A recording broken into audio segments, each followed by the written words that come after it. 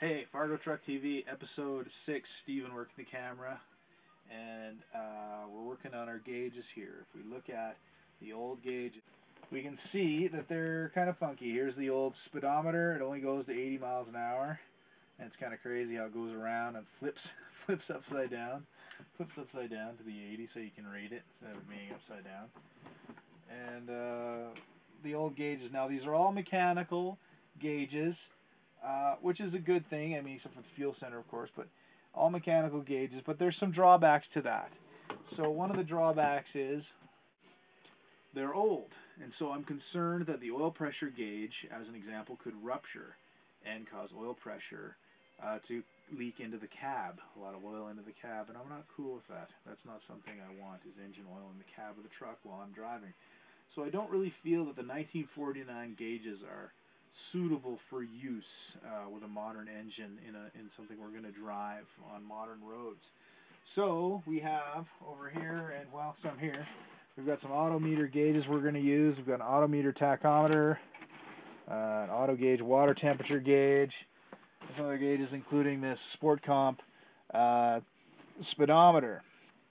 So it's metric, and I went with that on purpose because of the fact that, again, Canadian model truck, and we're in Canada, so we're going to use symmetric gauges. But these don't do us any good in a box, do they? The box O gauges does us no good, so we have to get them in the truck. Well, let's go see how we plan on putting them in the truck.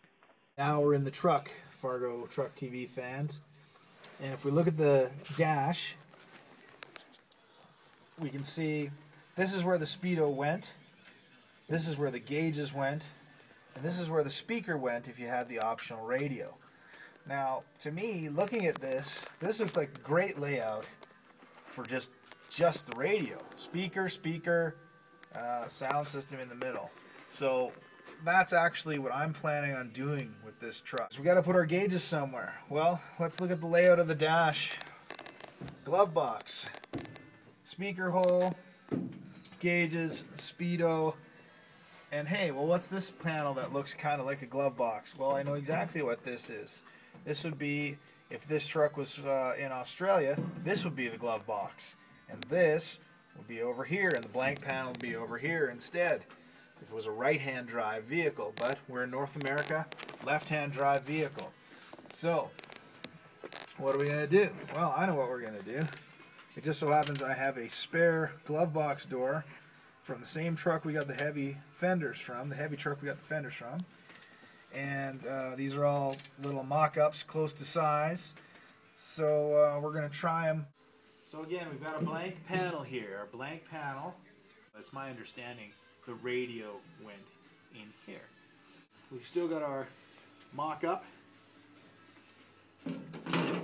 So, and look at that, it's the same size and everything, just like we thought it was. Mount the gauges like this. They actually work out quite nicely for visibility. Because if we pretend we're driving, looking straight down the road at the coveralls, and we look down, oh, there's how fast we're going. Oh, there's our RPM and temperature. Yeah, we're good. Reasonably good visibility through the steering wheel hole. So that's what we're going to do. We'll get started on that in the next few days. And we will keep you up to date in Fargo Truck TV land when we have this all cut out and ready to go. So stay tuned.